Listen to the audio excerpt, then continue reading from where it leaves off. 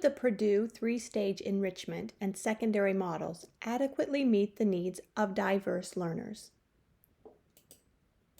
Let's begin by reviewing the Purdue three-stage enrichment and secondary models. There are 5 topics to consider. Let's begin with the upper left-hand corner. The Purdue three-stage enrichment and secondary models calls for clear program goals. These goals drive student identification, they drive the program implementation, and they drive the evaluation of the program. Students are selected and grouped with those program goals in mind. Typically in elementary school, those are norm-referenced tests, and typically in secondary, they're domain-specific.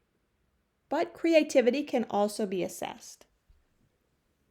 What's interesting about this model is that identification can be very broad, or it can be very specific and specialized. For example, the program's goals could be for math enrichment, in which case students would be identified and served with that specific goal in mind. In the Purdue three-stage enrichment and secondary models, teachers are trained in gifted education so that they can facilitate independent and complex problem solving. They design and teach the curriculum, and in secondary schools, they have a broad content base in their areas of speciality. Curriculum and instruction. There are 3 stages in the three-stage enrichment model. Stage 1, students develop basic thinking skills. In Stage 2, students develop creative thinking and problem-solving strategies. And in Stage 3, students develop independent study skills. Let's look a little more closely at that 3-stage model. Again, with identification, that can be both academic and creative, and can take into account non-native English speakers and students with poverty-limiting opportunities by utilizing a placement committee comprised of school psychs, classroom teachers, and gifted service providers. Identified students receive instruction in clusters, and both the classroom and enrichment teachers are skilled in curriculum development. Stage 1 is highly engaging enrichment. That's teacher-directed. The activities are short, and students engage in basic thinking skills, including fluency, flexibility, originality, and elaboration. At this stage, students may be guided by their classroom teacher or by the gifted service provider. In stages 2 and 3, students are guided by their gifted service provider. In stage 2, students engage in problem-based learning, and the teacher is a coach.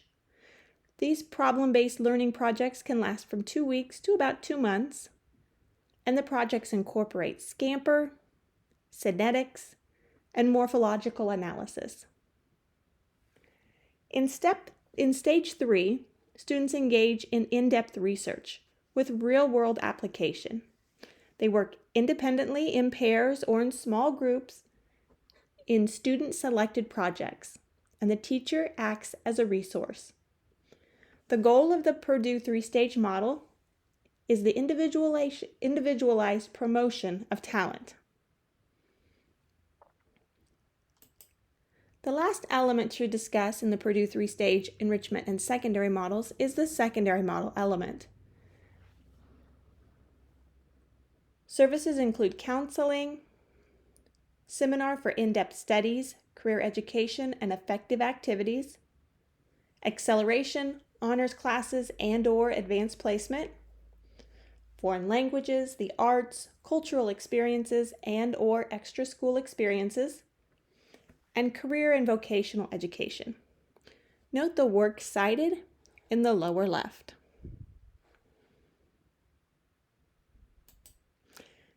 Now that we're more familiar with the Purdue model, let's look at the needs of diverse learners to analyze whether or not the Purdue model will meet their needs. Through this section of the presentation, we'll refer to the Purdue model in the upper right or left-hand corner while learning about 5 categories of diverse learners: socioeconomic and ethnic minorities, females, males, twice exceptional, and gay. Beginning with socioeconomic and ethnic minority students, we'll first examine actions for social justice. Again, note work cited in the lower right. Students who experience socioeconomic and/or ethnic minority experiences would benefit from an evaluation of the screening process for equity, including a multidimensional assessment. Tests can be academic and non-academic, including problem solving and/or creativity. That assessment can include written recommendations from parents, peers, teachers, and the students themselves, and include student portfolios. Continuing with the evaluation of the screening process, avoid and/or remove bias in testing, utilize practice tests prior to the admissions test, and avoid identification in kindergarten. These students also benefit from simple and well-communicated admissions processes, transparency and accountability in regards to school documentation, program goals established with input from diverse groups to ensure that they are of value, and for individuals involved in the education of these students, pervasive stereotypes in mainstream U.S. culture need to be challenged. For example, the acceptance of culturally diverse behavior norms.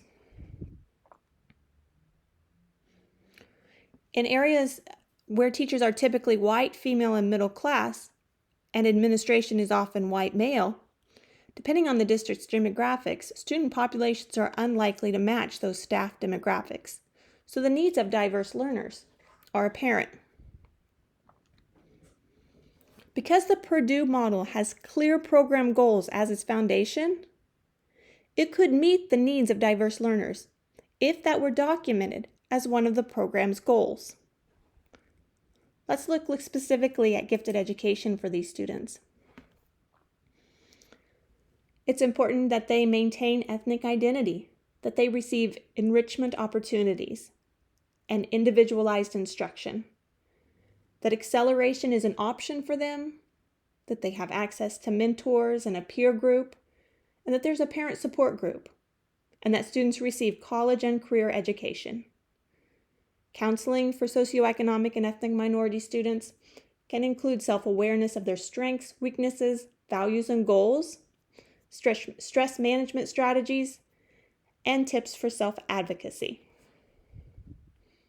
Again, referring to the Purdue 3-stage enrichment and secondary models inset in the upper right, we can see that many of the elements of the Purdue models would meet these needs. Moving on to females.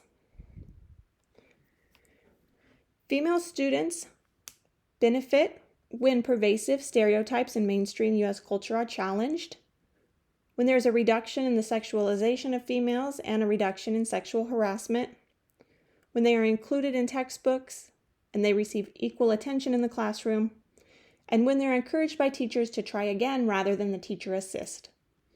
They also benefit from SAT scholarship equity and equity in gifted identification.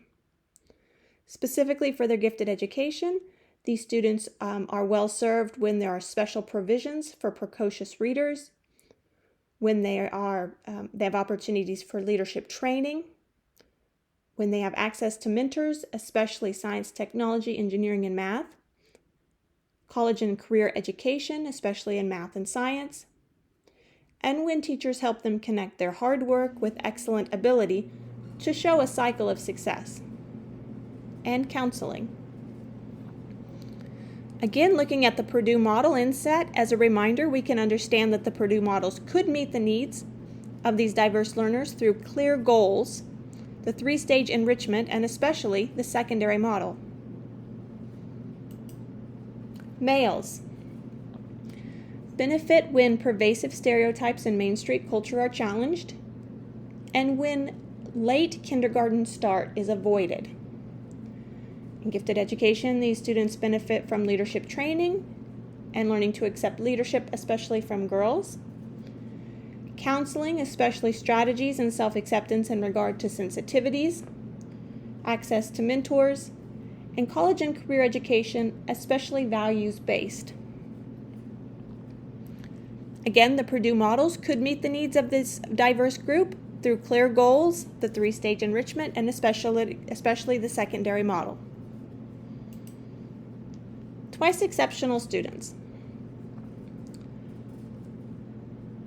Maintain individual expectations, neither lower nor stereotypically too high for gifted students. Use tests designed and normed for students with that specific disability. And again, a multidimensional assessment. These students benefit from assistance with social skills, counseling, and encouragement to be independent learners.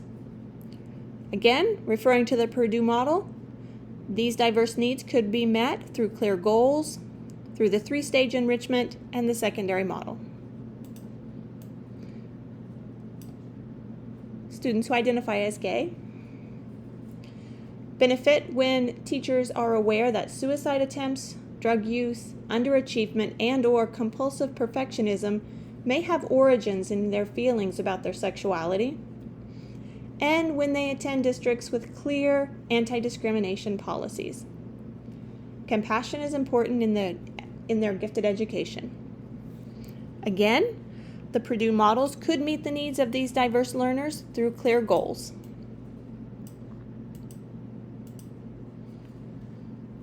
We return to our original question. Could the Purdue three-stage enrichment and secondary models adequately meet the needs of diverse learners? In 2019, the Kansas Department of Education produced and shared a document with recommendations for the identification of underrepresented populations in gifted services in Kansas. While the Purdue three-stage enrichment and secondary models could meet the needs of diverse learners, it could only do so if one of the program roles was equity in identification. This resource from KDE would be a helpful resource towards actualizing that goal. Thank you.